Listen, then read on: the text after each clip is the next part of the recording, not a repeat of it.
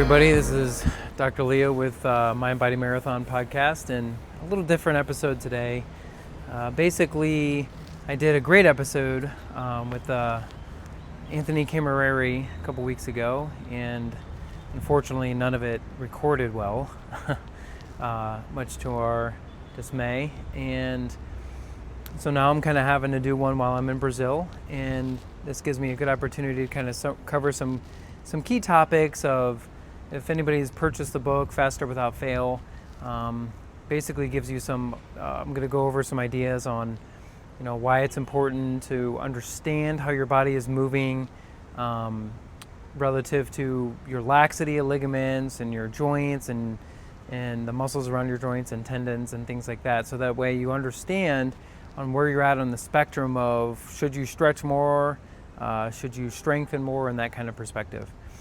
So this being essentially an episode on should I stretch more, essentially.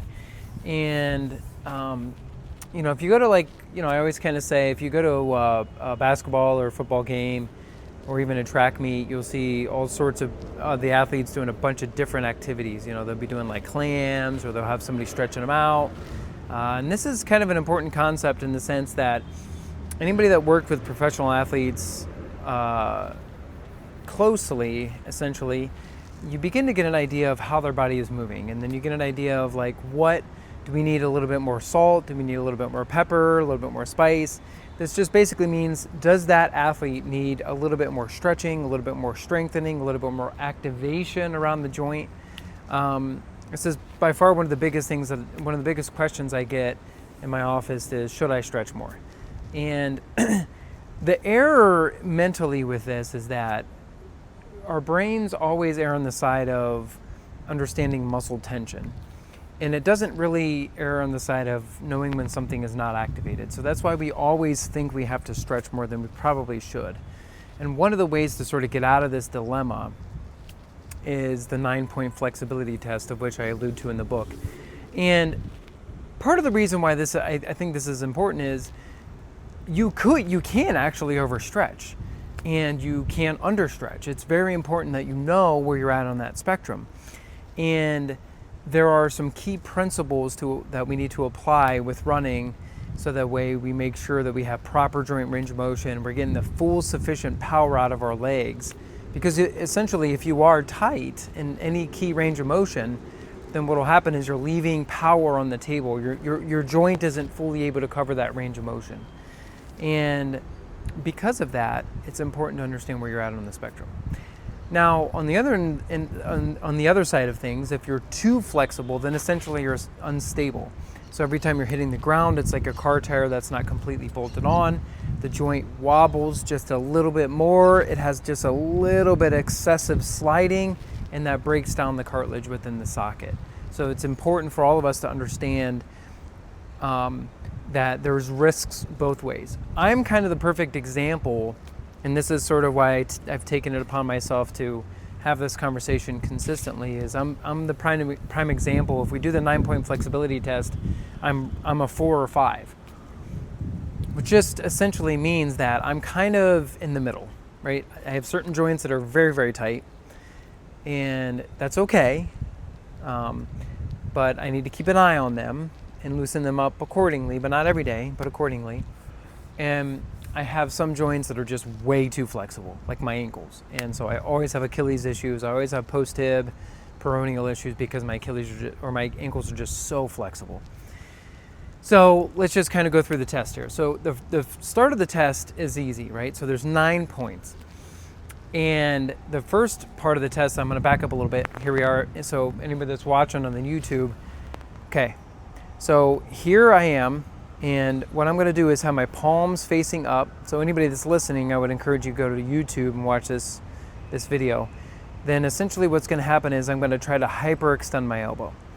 And if my elbow can go higher than my wrist, then these are positive points. On my right side it does, on my left side it doesn't. So on this side, you can see I can hyperextend it a little bit more. On my left side, I can't get there. So it's subtle. Some people can really go far, and that's a very clear point.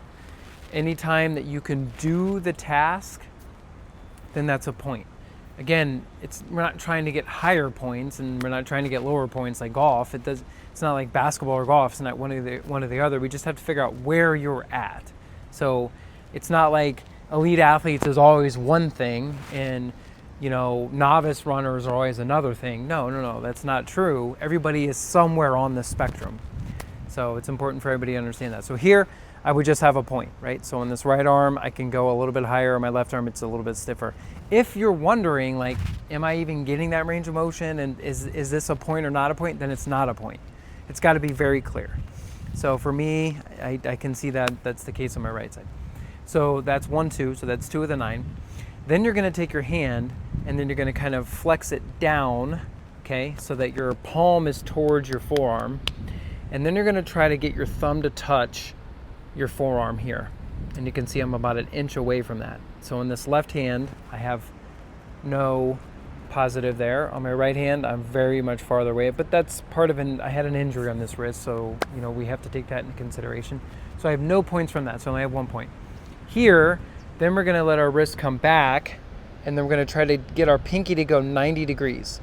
And I can get roughly close to that on this left side. So I'm gonna count that as a point.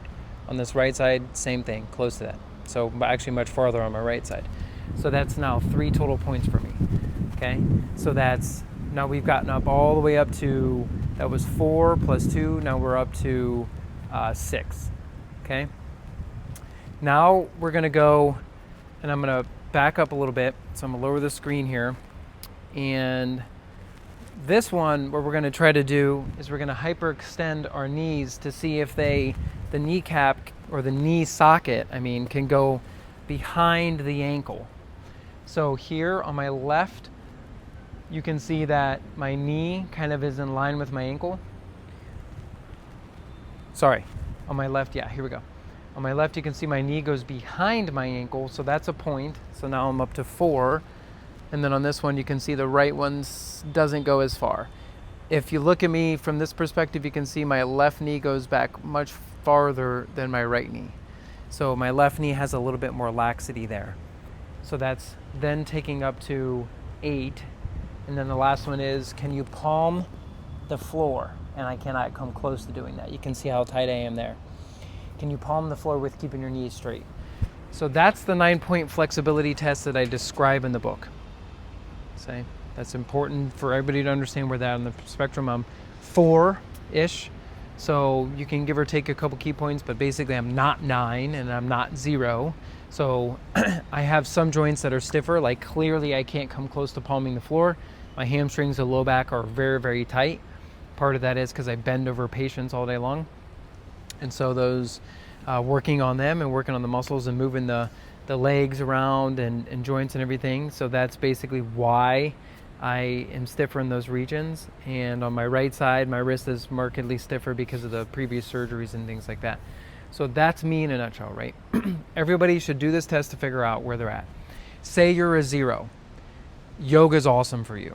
Okay, you should just go to like hot yoga and just really increase the range of motion through there and just really spend a lot of time just nursing through the joints and just getting them to just broadly move better. Say you're a 9. Even if a muscle feels tight, I probably wouldn't actively stretch it. Even though if you went to yoga, you probably would be awesome at it because essentially when you're there, you're going to be able to do every move well, but doesn't mean you should be able to do it. Just because you can do something doesn't mean you should do something. So you might want to err on the side of, even though you are good at stretching and it feels good to do that, you should probably err on the side of actually activating and strengthening around the socket. You might be a little too loose, okay? If you're somewhere in the middle, when you're on a run, assess what feels tight.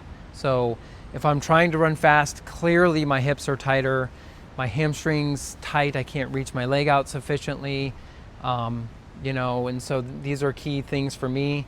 So, my hip extension can be a little bit limited, and kicking my leg out like this when you're running faster can be a little bit off as well. So these are just some key things that I wanted to clarify with regards to the book. And in the book, I actually describe kind of some general exercises on what you can do to help that as well. But basically the 9-point flexibility test helps to clarify where you're at on that spectrum. If you go to a grocery store, most 90-year-old people are kind of walking around very stiff in general. So I do think it's important to have good range of motion in joints. I'm not saying that you shouldn't do that, but I think sport itself and being active itself, like running fast and doing broad motions and plyometrics and other activities like martial arts and Pilates and yoga, that will help with the range of motion as well. So it doesn't always have to be that you have to sit down and actively hold like a static stretch. Okay. So I hope that helps clarify things.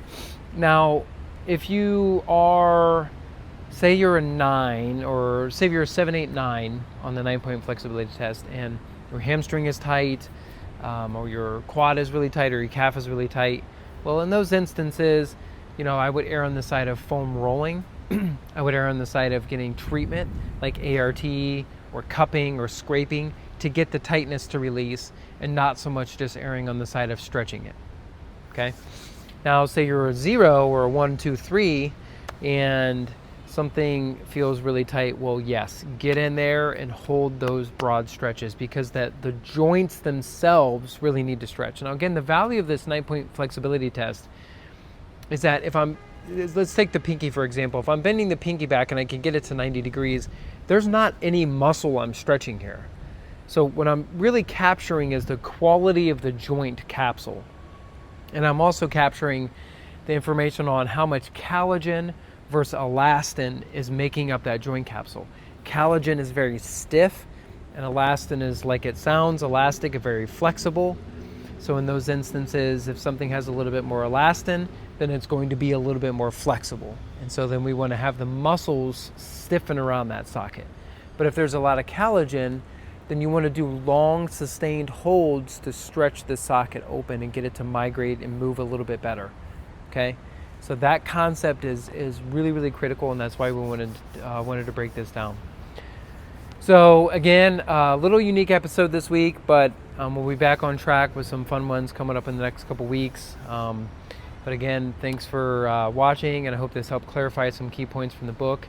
And I hope we'll also go through in some future episodes the concept of bone density and fascial density. And so just keep an eye out for those as well, because I know these are some pretty heavy topics that I think is important for everybody to sort of really grasp what I'm trying to say in there.